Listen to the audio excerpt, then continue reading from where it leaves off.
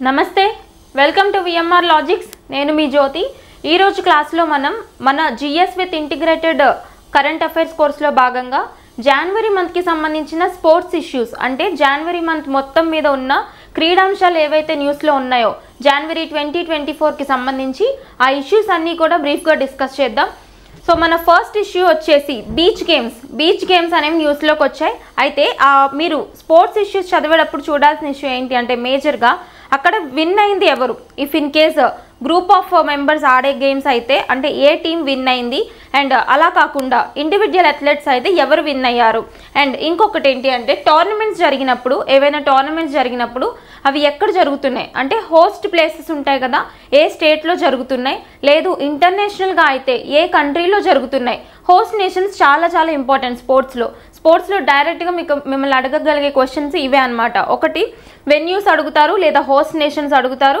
లేదు అంటే విన్నర్స్ ఎవరు అండ్ రన్నర్ అప్స్ ఎవరు అని అడిగే ఛాన్స్ ఉంటుంది ఓకే ఇంకా తర్వాత ఇంకొంచెం డీటెయిల్గా ఎవరైనా మరణిస్తూ వార్తల్లో నిలిచినా లేదంటే ఎవరైనా రిటైర్మెంట్ తీసుకుంటూ వార్తల్లో నిలిచినా వాళ్ళకి సంబంధించి బ్యాక్గ్రౌండ్ ఇన్ఫర్మేషన్ అడిగే ఛాన్స్ ఉంటుంది అంటే నథింగ్ బట్ ఒక స్పోర్ట్స్ పర్సన్ ఇచ్చి వాళ్ళకి సంబంధించి వీళ్ళు ఏ క్రీడకి సంబంధించిన వాళ్ళు అని అడిగే ఛాన్స్ ఉంటుంది అనమాట ఓకే అట్లా మనం డిస్కస్ చేద్దాం our first topic beach games 2024 Diu ఇక్కడ డయూలో బీచ్ గేమ్స్ జరిగాయి 2024 సంవత్సరానికి సంబంధించి వాటికి సంబంధించి ఎవరు ఏ టీం గెలిచిందో చూద్దాం మనం the Diu beach games 2024 took place from January 4 to 11, 2024 in Diu and Gujarat ఎక్కడ జరిగింది డయూ గుజరాత్లో జరిగిందనమాట next the games were played by 1404 athletes under the age of 12 to 20 under the age of 21 from 28 states and union territories మొత్తం ఎంతమంది athletes ఇందులో participate చేశారంట so మొత్తం ఎంతమంది అథ్లెట్స్ పార్టిసిపేట్ చేశారంట 1404 అథ్లెట్స్ పార్టిసిపేట్ చేశారు ఓకేనా ఎన్ని రాష్ట్రాల నుంచి 28 రాష్ట్రాలు మరియు కేంద్రపాలిత ప్రాంతాల నుంచి కూడా వచ్చే ఒక 1404 అథ్లెట్స్ పార్టిసిపేట్ చేశారు అయితే ఇక్కడ మనం చూడాల్సిన ఇంపార్టెంట్ పాయింట్ ఏంటి అంటే ఎవరు ఈ యొక్క ఇంతమంది అథ్లెట్స్లో కూడా ఇన్ని రాష్ట్రాల నుంచి వెళ్ళిన వాళ్ళలో కూడా ఏ రాష్ట్రానికి సంబంధించిన వాళ్ళకి టాప్ మెడల్స్ అనేవి దక్కాయని అడుగుతారు గుర్తుపెట్టుకోండి డయూ బీచ్ గేమ్స్ ఏవైతే జరిగాయో అందులో టాప్ మెడల్ స్కోరర్ ఎవరు అంటే మధ్యప్రదేశ్ రాష్ట్రం which is counted among the landlocked states of the country emerged as the overall champion topping the medals tally with 18 medals ఎన్ని మొత్తం మీద 18 మెడల్స్ సాధించి మధ్యప్రదేశ్ రాష్ట్రం అనేది మన బీచ్ గేమ్స్ డయూ గుజరాత్లో ఎక్కడైతే జరిగాయో ఆ బీచ్ గేమ్స్ సంబంధించి టాప్గా నిలిచింది అనమాట next one there is justice in Jyothi Surekha's agony ఇక్కడ ఏంటి అంటే నథింగ్ బట్ దీనికి సంబంధించి సమ్ బ్యాక్గ్రౌండ్ చూడండి ఇప్పుడు మన రాజీవ్ గాంధీ ఖేల్ రత్న అవార్డు ఉంది కదా ప్రీవియస్గా చూస్తే ఇప్పుడు మాత్రం సో దాని కొత్త పేరేంటి మేజర్ ధ్యాన్ చంద్ ఖేల్ రత్న అవార్డు ఉంది కదా సో దానికి సంబంధించి జ్యోతి సురేఖ గారిని సెలెక్ట్ చేయలేదు అని చెప్పేసి ఆవిడ కోర్టులో కేసు వేయడం జరిగిందనమాట ఓకే దానికి సంబంధించి హైకోర్టు ఏం ఆర్డర్ చేసింది అంటే ఓకే ఆవిడ ఫీల్ అవడంలో న్యాయం ఉంది అని చెప్పేసి ఒక చిన్న తీర్పు ఇవ్వడం జరిగింది దానికి సంబంధించి ఒక ఆర్టికల్ కవర్ అయింది కాబట్టి మనం ఇక్కడ డిస్కస్ చేయాల్సిన అవసరం ఉంటుంది ఓకే చూద్దాం High Court order to Union Sports Ministry Andhra Pradesh High Court asked Sports Minister to consider gold medalist archer Jyoti Surekha's representation for Khel Ratna Award. Okay, first of all అసలు ఇక్కడ మనం చూడాల్సిన రెండు concepts ఒకటి ఈ athlete ఎవరు జ్యోతి Surekha athlete ఏ క్రీడకి సంబంధించిన ఆవిడ అని డైరెక్ట్గా అడిగే ఛాన్స్ ఉంటుంది ఏ క్రీడ అంటే ఆర్చరీ ఓకే రీసెంట్గా చూసుకుంటే చాలా పాపులర్ అయ్యారు చాలా టోర్నమెంట్స్లో విన్ అవ్వడం జరిగిందనమాట ఓకే గుర్తుపెట్టుకోండి అండ్ ఈ యొక్క అవార్డు ఏదైతే ఉందో Khel Ratna award for the first time ఎప్పుడు స్టార్ట్ చేశారని అడుగుతారు గుర్తుపెట్టుకోండి 1991-92 ఇయర్స్లో స్టార్ట్ చేయడం జరిగింది అయితే ఈవిడికి రికమెండ్ చేయలేదు కదా మరైతే రీసెంట్గా 2024 సంవత్సరంలో ఈ యొక్క మేజర్ ధ్యాన్ చంద్ ఖేల్ రత్న అవార్డు ఎవరికి రావడం జరిగింది అంటే గుర్తుపెట్టుకోండి మనకి సాత్విక్ చిరాగ్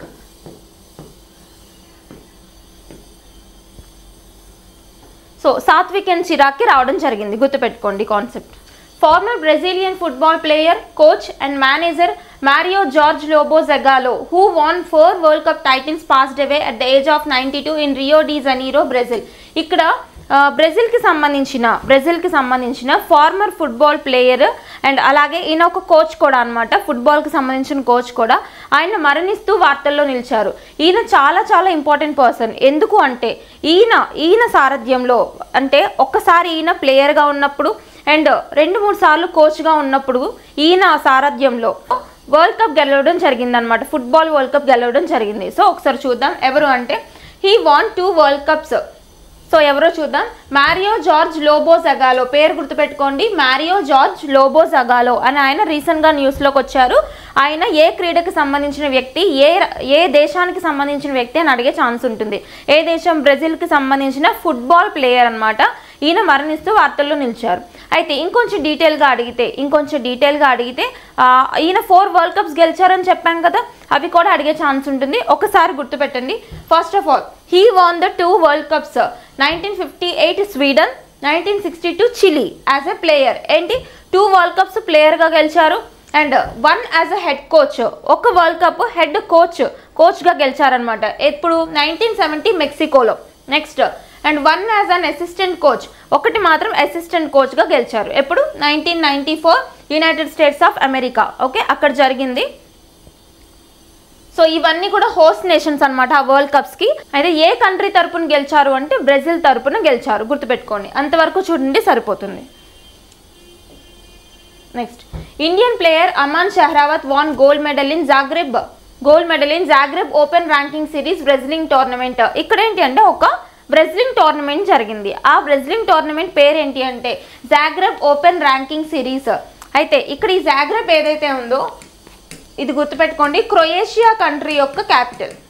ఓకేనా, క్రొయేషియా కంట్రీ యొక్క క్యాపిటల్. అక్కడ ఒక బ్రెజిలింగ్ టోర్నమెంట్ జరిగితే ఆ బ్రెజిలింగ్ టోర్నమెంట్లో ఎవరు? Indian player Aman Sehrawat. Indian player ఎవరైతే ఉన్నారో ఏ క్రీడకు సంబంధించి? బ్రెజిలర్ అనమాట. బ్రెజిలర్ అంటే ఏంటి? కుస్తీ పోటీలు ఉంటాయి కదా, సో వాటిని బ్రెజిలింగ్స్ అని చెప్పేసి మనం పిలుస్తాం కదా. సో ఇండియన్ రెస్లర్ ఎవరైతే ఉన్నారో అమన్ షెహ్రావత్ గోల్డ్ మెడల్ గెలుచుకోవడం జరిగింది. ఇండియన్ గోల్డ్ మెడల్ గెలుచుకున్నారు కాబట్టి వెరీ వెరీ ఇంపార్టెంట్, అడిగే ఛాన్స్ ఉంటుంది. ఎందులో? Zagreb open ranking series wrestling tournament. ఎక్కడ? జాగ్రెబ్ అంటే క్రొయేషియా కంట్రీ యొక్క క్యాపిటల్ అనమాట. Okay, 2024 on January 11, 2024 Aman defeated world number 7 Wan Hao Zou. ఎవరిని ఓడించారు?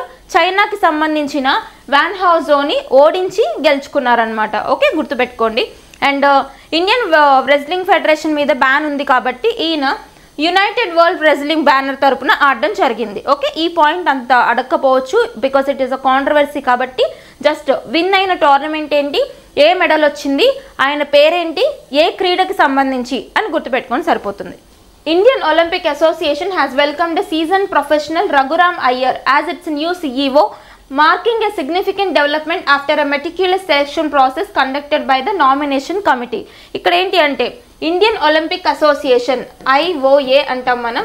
సో ఈ ఇండియన్ ఒలింపిక్ అసోసియేషన్కి సంబంధించి చైర్మన్గా ఎవరిని అపాయింట్ చేస్తున్నారు అంటే రఘురామ్ అయ్యర్ గారిని అపాయింట్ చేస్తున్నారు. డైరెక్ట్గా గుర్తుపెట్టుకోండి. రీసెంట్గా ఇండియన్ ఒలింపిక్ అసోసియేషన్కి సంబంధించి చైర్మన్గా వార్తల్లో నిలిచిన వ్యక్తి ఎవరు అంటే రఘురామ్ అయ్యర్ గారు. ఓకేనా, వెరీ వెరీ ఇంపార్టెంట్. అయితే మనకి ఇంటర్నేషనల్ ఒలింపిక్ అసోసియేషన్ కూడా ఉంటుంది కదా, అంటే అంతర్జాతీయంగా ఒలింపిక్ క్రీడల్ని నిర్వహించే సంస్థ ఉంటుంది కదా, ఇంటర్నేషనల్ ఒలింపిక్ అసోసియేషన్, IOA ఇది కూడా.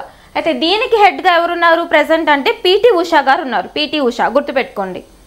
France Beckenbauer, Germany's world cup winning football player and manager passed away. ఇక్కడ ఇంకొక ఫుట్బాల్ ప్లేయర్ న్యూస్లోకి వచ్చారు. అయితే ఈయన ఏ దేశానికి సంబంధించిన ఆయన అంటే జర్మనీ. ఇందాక మనం చూసింది బ్రెజిల్కి సంబంధించిన football player, 4 times world cup winner, చనిపోతూ న్యూస్లో నిలిచారు. ఇక్కడ ఇక్కడ జర్మనీకి సంబంధించిన ఫుట్బాల్ ప్లేయర్ మరణిస్తూ వార్తల్లో నిలిచారు. ఆయన పేరేంటి అంటే Franz Beckenbauer. Okay, former German football player and manager Franz Beckenbauer, who won 2 World Cup titles, passed away and he was nicknamed as Der Kaiser, the Emperor. Nicknames ఎందుకు చెప్తున్నాను అంటే స్పోర్ట్స్ పర్సన్స్కి కానీ లేదు అంటే ఫిల్మ్ యాక్టర్స్కి కానీ మ్యాక్సిమం నిక్నేమ్స్తోనే గుర్తింపు ఎక్కువ వస్తుంది అనమాట వాళ్ళ ఒరిజినల్ నేమ్స్ కంటే.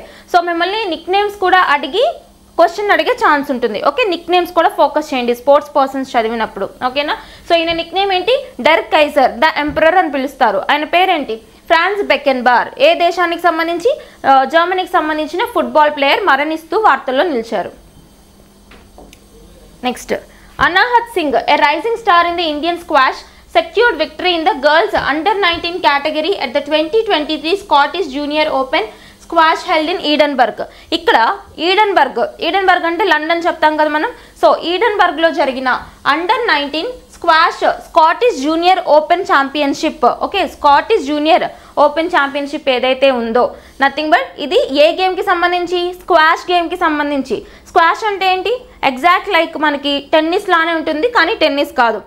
డిఫరెన్సెస్ ఏంటంటే చిన్న చిన్న డిఫరెన్సెస్ ఉంటాయి.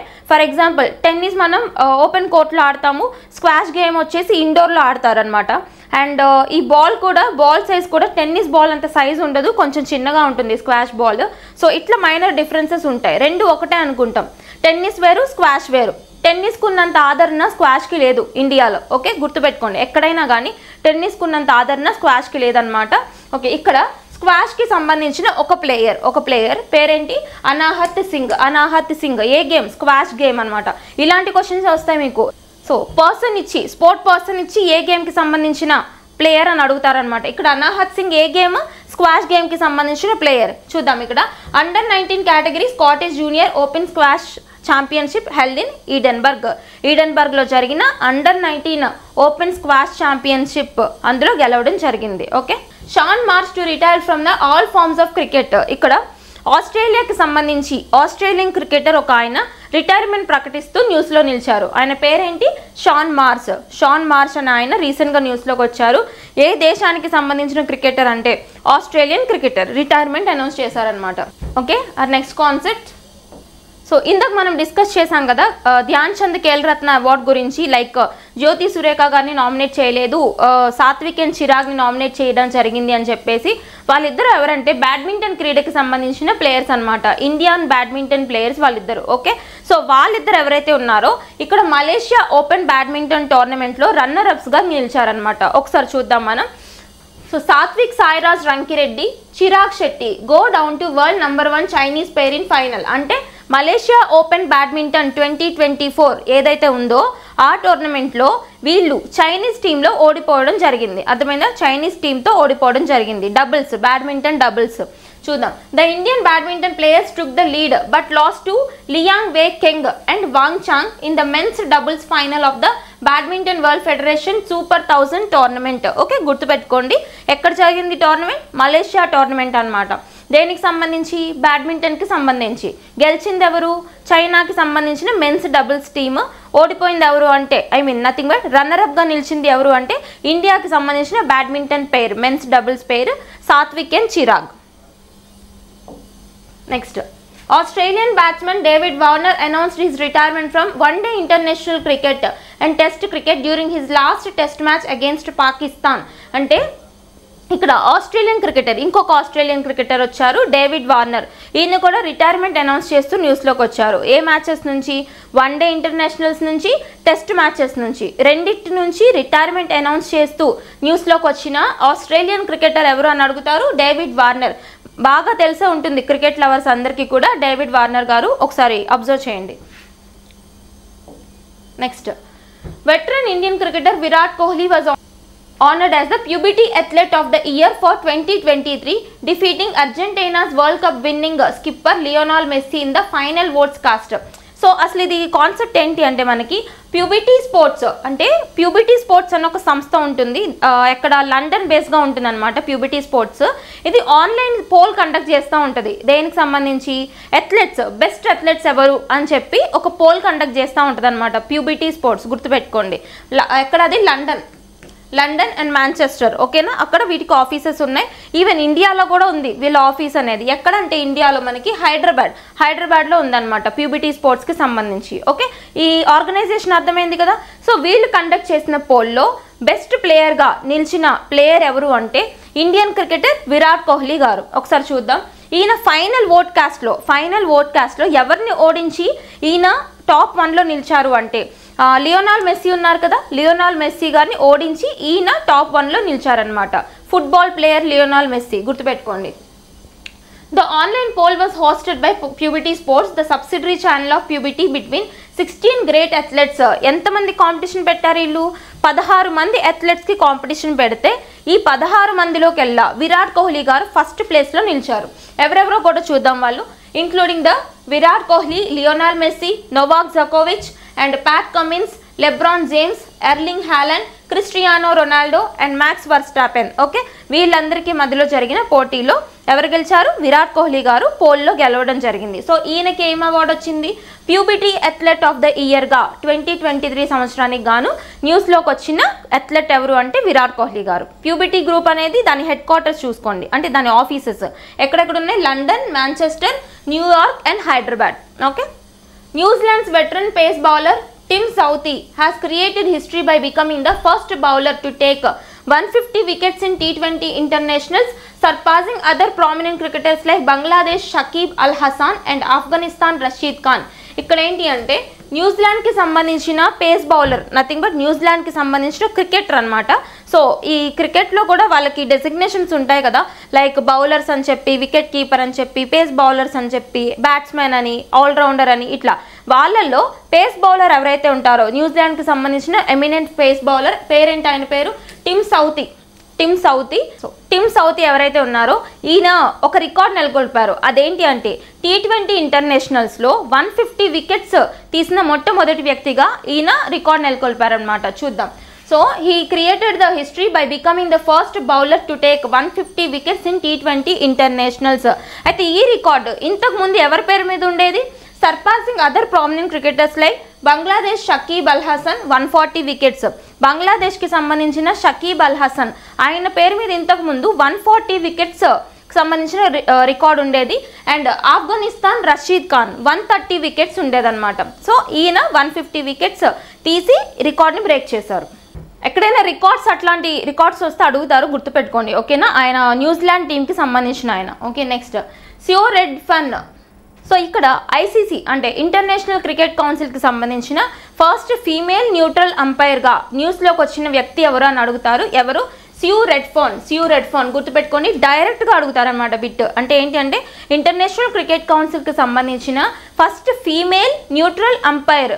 న్యూట్రల్ అంపైర్ అంటే ఎవరు అసలు? ఇప్పుడు for example so A team తరపున కూడా ఎటువంటి బయాస్ లేకుండా బిహేవ్ చేసే వాళ్ళని ఎవరైతే ఉంటారో వాళ్ళని న్యూట్రల్ అంపైర్స్ అంటారనమాట.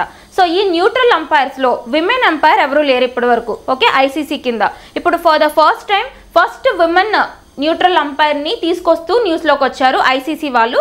ఎవరంటే ఆవిడ, డైరెక్ట్గా పేరు గుర్తుపెట్టుకొని సరిపోతుంది, Sue Redfern. So Redfern's appointment is the result of the international cricket council's. ICC ఎక్కడుంది? హెడ్ క్వార్టర్స్ దుబాయ్లో ఉంది కదా. ఎప్పుడు ఎస్టాబ్లిష్ అయింది? 1909. ఇంటర్నేషనల్ ఆర్గనైజేషన్స్ ఏం వచ్చినా కానీ హెడ్ క్వార్టర్ చూడాలి, ఇయర్ ఆఫ్ ఫార్మేషన్ కూడా అక్కడే మెన్షన్ చేసుకోవాలి. ఓకే, సో 1909లో ఫామ్ అయింది. Decision to have one neutral umpire for all ICC women's championship series and T20 international matches associated with them. ఓకేనా, విమెన్ ఛాంపియన్షిప్స్ జరుగుతుంటాయి కదా ఐసీసీ కింద క్రికెట్వి. So వాటికి సంబంధించిన ఫస్ట్ ఫీమేల్ న్యూట్రల్ అంపైర్గా ఐసీసీ కింద న్యూస్లోకి వచ్చిన ఆవిడ ఎవరు అంటే ఎవరు? Sue Redfern. ICC headquarters ఎక్కడ? దుబాయ్లో ఉన్నాయి. ఎస్టాబ్లిష్ అయిన ఇయర్ వచ్చి 1909. Gujarat Giants emerged as champions in the second season of the prestigious ultimate Kho Kho. So ఇక్కడ ఏంటి అంటే అల్టిమేట్ ఖోఖో, ఇక్కడ గుర్తుపెట్టుకోండి, అల్టిమేట్ ఖోఖో టోర్నమెంట్.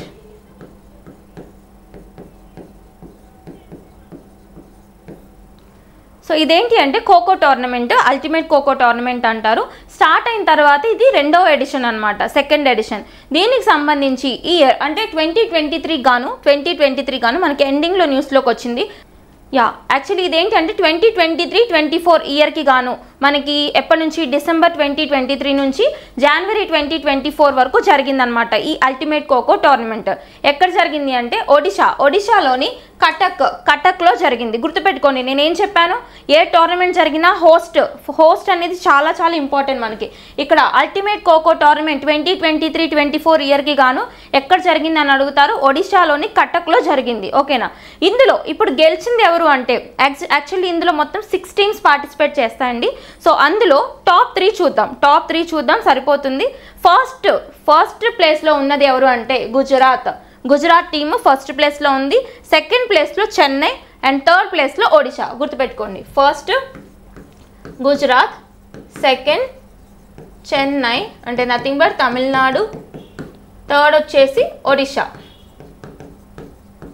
ఓకేనా, ఇవి 3 టీమ్స్ అనమాట, టాప్ 3 టీమ్స్. ఓకే, ఎక్కడ జరిగింది? ఒడిషా కటక్లో జరిగింది అల్టిమేట్ ఖోఖో టోర్నమెంట్. గెలిచింది ఎవరు అంటే గుజరాత్ అనమాట. ఓకే, ఈ టోర్నమెంట్కి గాను కొన్ని స్పెసిఫిక్ అవార్డ్స్ మనం చూద్దాం. ఆ ప్లేయర్స్కి ఎవరెవరికి ఏమేమి వచ్చాయో కొంచెం టిపికల్గా అడిగే ఛాన్స్ ఉంటుంది అనమాట. Okay, so first player Sanket Kadam who played a key role in Gujarat victory in the final. గుజరాత్కి సంబంధించిన గుజరాత్ టీమ్ మెంబర్ సంకేత్ కదంకి ఏమొచ్చింది? Received the best attacker of the match award. Best attacker of the match award ఎవరికి వెళ్ళింది? గుజరాత్ టీమ్కి సంబంధించిన సంకేత్ కదం గారికి వెళ్ళింది. And next Vijay Shinde won the best defender medal వచ్చి విజయ్ షిండే గారికి. Next Suyash Gargate was selected for the ultimate kho kho of the match award. ఇది important మనకి. Ultimate kho kho of the match award nothing but man of the match అని కూడా పిలుచుకోవచ్చు. సో ఈ అవార్డు ఎవరికి వెళ్ళింది? మనకి సుయాష్ గార్గేట్ గారికి వెళ్ళింది. ఓకే, ఎవరెవరికి ఏ అవార్డ్స్ వెళ్ళాయి? ఈ ప్రైజ్ మనీస్ అడిగితే అడగవచ్చు, లేదంటే లేదు, జస్ట్ గుర్తుపెట్టుకోండి. ఓకే, గెలిచింది ఎవరు, ఎక్కడ జరిగింది. Next Deepti Sharma becomes the first Indian bowler to touch the 100-wicket milestone in T20 international cricket as the 25-year-old has achieved this extraordinary feat against West Indies in the T20 World Cup. ఇక్కడ ఏంటి అంటే T20 world cup, women T20 world కప్లో 100 wickets తీసిన first women బౌలర్గా న్యూస్లోకి వచ్చింది ఎవరు అంటే దీప్తి శర్మ. గుర్తుపెట్టుకోండి, ఏంటి 100 వికెట్స్ తీసిన first women bowler Deepti Sharma అనమాట. ఓకే, ఏ మ్యాచ్లో ఈ ఫీట్ని అచీవ్ చేయడం జరిగింది అంటే మనకి వెస్టిండీస్ తరపున జరిగిన మ్యాచ్లో. సో ఏ మ్యాచ్లో ఈ ఫీట్ని అచీవ్ చేయడం జరిగింది అంటే అగేన్స్ట్ వెస్టిండీస్కి అగేన్స్ట్గా జరిగిన మ్యాచ్లో ఇవిడ 100 వికెట్స్ మార్క్ని రీచ్ అవ్వడం జరిగిందనమాట. Okay, she also achieved her name in the history books as she is the only Indian international to be a part of the 100 wicket club. Okay, just గుర్తుపెట్టుకోండి, record వచ్చింది కాబట్టి important. Next Naorem Roshibina Devi crowned female wushu athlete of the year. ఇక్కడ wushu అంటే nothing but ఇవేంటి అంటే martial arts అంటారు కదా, martial arts kung fu ఇలాంటివన్నీ కూడా వాటిని వుషు గేమ్స్ అని చెప్పేసి పిలుస్తారనమాట. సో ఇక్కడ female wushu athlete of the ఇయర్గా ఎవరు వార్తల్లో నిలిచారు అంటే నాయరం రోషిబీనా దేవి. చూద్దాం మనం. So Naram Roshibina Devi, the pride of Manipur, has clinched the prestigious title of International Wushu Federation Female Athlete of the Year. Very important concept ఇది. అంటే మణిపూర్కి సంబంధించిన వ్యక్తి కాబట్టి ఇంపార్టెంట్. పేరేంటి? నారం రోషిబీనా దేవి. ఏ గేమ్స్కి సంబంధించిన ఆవిడ అంటే వుషు గేమ్స్కి సంబంధించిన ఆవిడ. వుషు గేమ్స్ అంటే నేను చెప్పాను కదా, ఈ కుంఫు అలాంటి మార్షల్ ఆర్ట్స్ ఉంటాయి కదా, వాటికి సంబంధించిన గేమ్ అనమాట. సో ఇక్కడ ఫీమేల్ అథ్లెట్ ఆఫ్ ద ఇయర్గా ఈవిడకి ఇంటర్నేషనల్ వుషు ఫెడరేషన్ అవార్డు ఇవ్వడం జరిగింది. సో ఒక్కసారి ఈ వుషు గేమ్స్లో ఏమేమి ఉంటాయో చూద్దాం. So Wushu traditional Chinese or Kung Fu. Okay, Kung Fu is a competitive Chinese martial art. It integrates concepts and forms from various traditional and modern Chinese martial arts including Shaolin Kung Fu, Tai Chi and Wudang Khan. Okay, ఇవన్నీ కూడా Wushu game లో parts అన్నమాట. Next, Haryana emerged as champions in the national level under 17 kabaddi tournament. ఇక్కడ ఏంటి అంటే under 17 kabaddi టోర్నమెంట్లో, so ఇది national level under 17 kabaddi tournament కదా, అంటే నేషనల్ లెవెల్ అంటే మీనింగ్ ఏంటి? మన కంట్రీలో ఉన్న స్టేట్స్ అన్ని పార్టిసిపేట్ చేస్తాయి. ఇంటర్నేషనల్ లెవెల్ అంటే ఏంటి? ఇండియా వేరే కంట్రీస్తో పార్టిసిపేట్ చేస్తుంది. అర్థమైందా డిఫరెన్స్?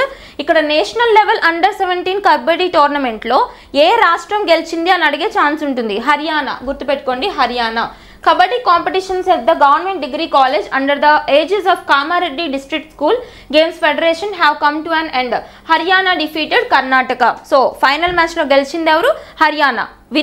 రన్నర్ అప్ ఎవరు? కర్ణాటక అనమాట. ఓకే, అండ్ ఇది ఎక్కడ జరిగింది అంటే హైదరాబాద్లో జరిగిన tournament. Next, shocker for Indian women's hockey team fail to qualify for Paris Olympics. Nothing but Paris Olympics జరగబోతుంది కదా, ఆ ప్యారిస్ ఒలింపిక్స్ జూలైలో.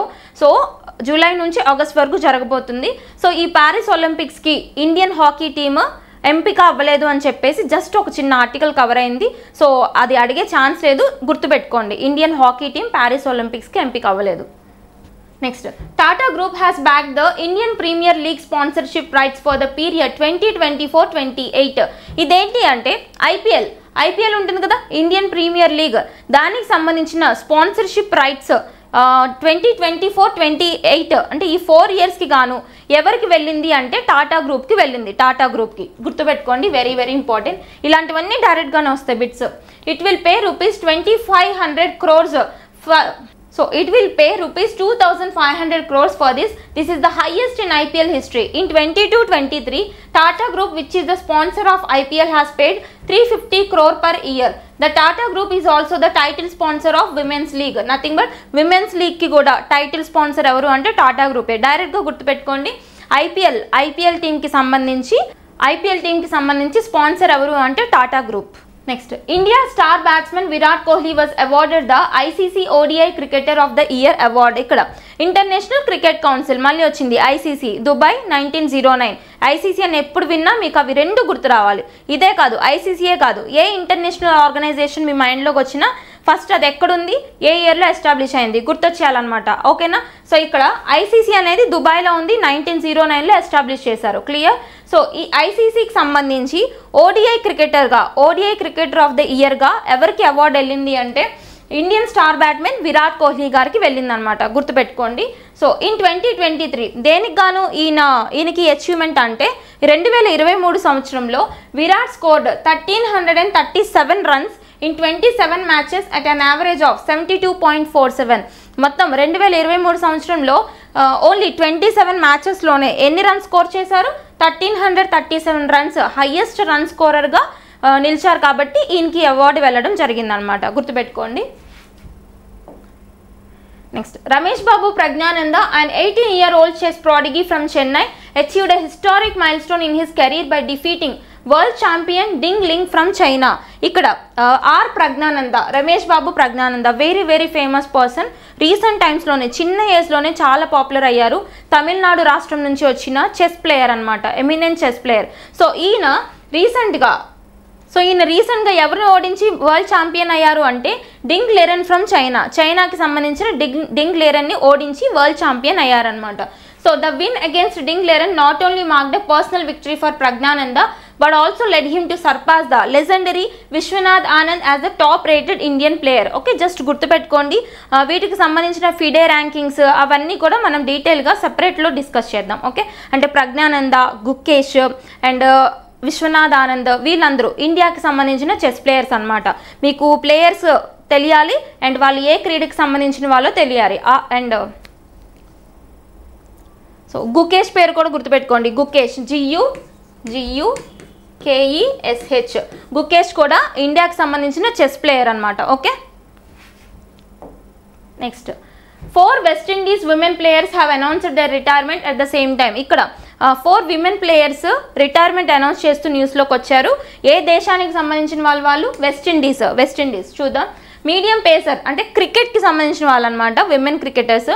So medium pacer Selman, spinner Anisa Mohammed, Kaiza Knight and Kishona Knight farewell to the game as they were part of the 2016 T20 World Cup winning team. Okay, వీళ్ళు 2016లో world cup winning team, అప్పుడు 2016లో west Indies గెలిచింది కదా విమెన్స్కి సంబంధించి. So ఆ టీంలో వీళ్ళు మెంబర్స్గా ఉన్నారు.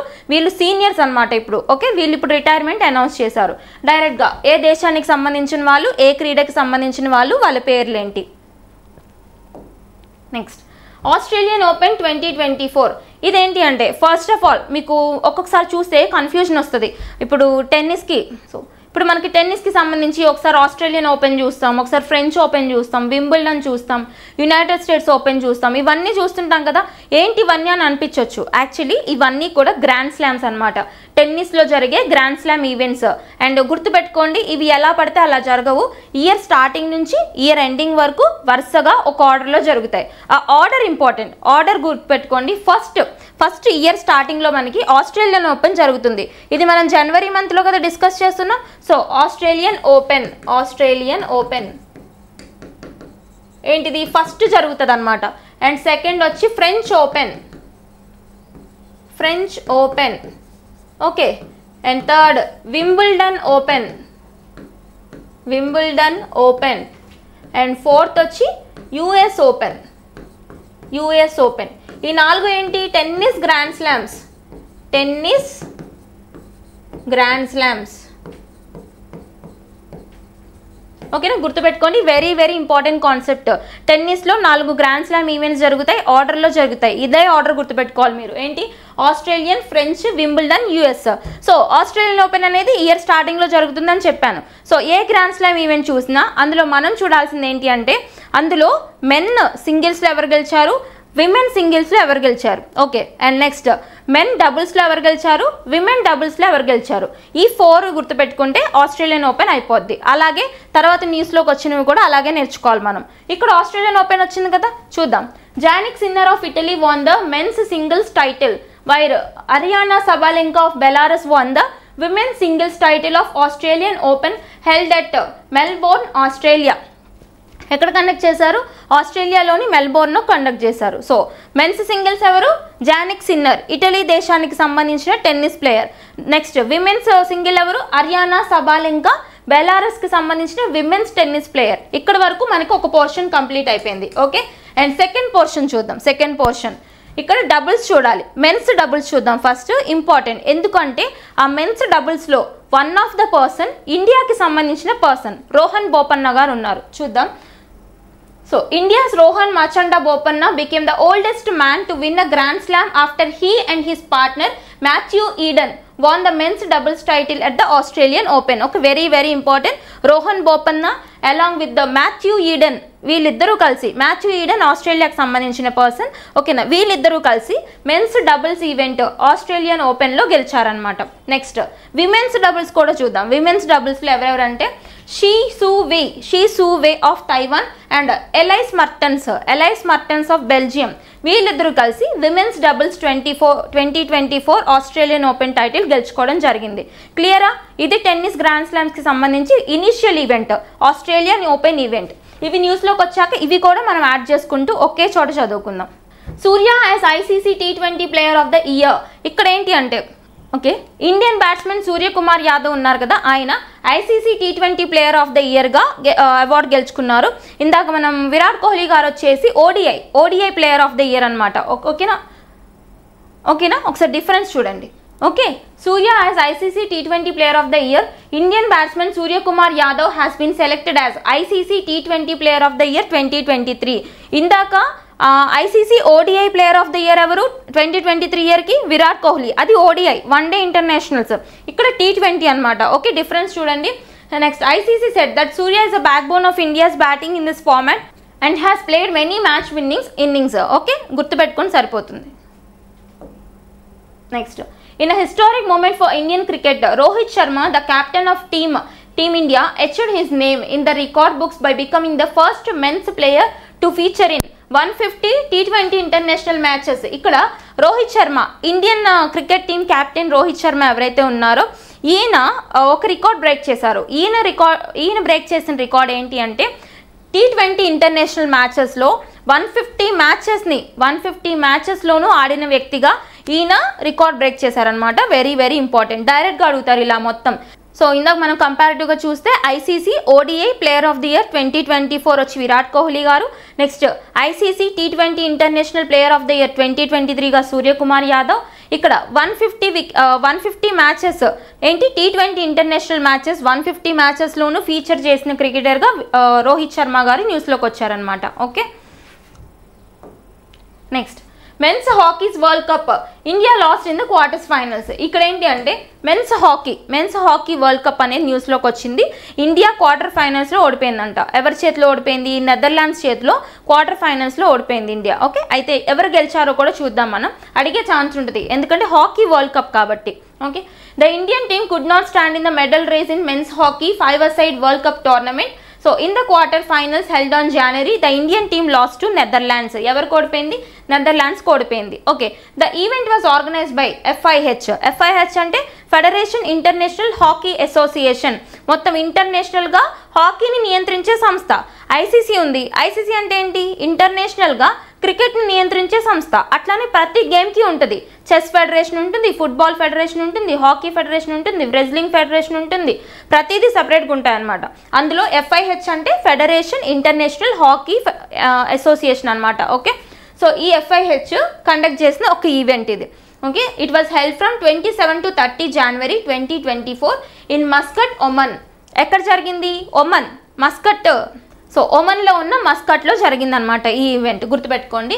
అయితే the Netherlands won the tournament after a win over Malaysia. ఫైనల్స్లో నెదర్లాండ్స్ గెలవడం జరిగింది. రన్నర్ అప్ ఎవరు అంటే మలేషియా. ఎక్కడ జరిగింది అంటే ఒమన్లో జరిగింది. ఇండియా గెలిచిందా అంటే ఇండియా క్వార్టర్ ఫైనల్స్లో ఓడిపోయింది. ఎవరి చేతిలో అంటే నెదర్లాండ్స్ చేతిలో. Very very important. అయితే ఈ FIH యొక్క హెడ్ క్వార్టర్స్ లసానేలో ఉన్నాయి. లసానే అంటే Switzerland. Okay, and next one. BCCI Secretary Jay Shah has been appointed as the chairman of the Asian Cricket Council for the 3rd year in a row. Nothing but Asian cricket council ఉంది కదా, అంటే Asia మొత్తం, Asian continent మొత్తం కూడా క్రికెట్ని నియంత్రించే సంస్థ Asian cricket council అంటారు.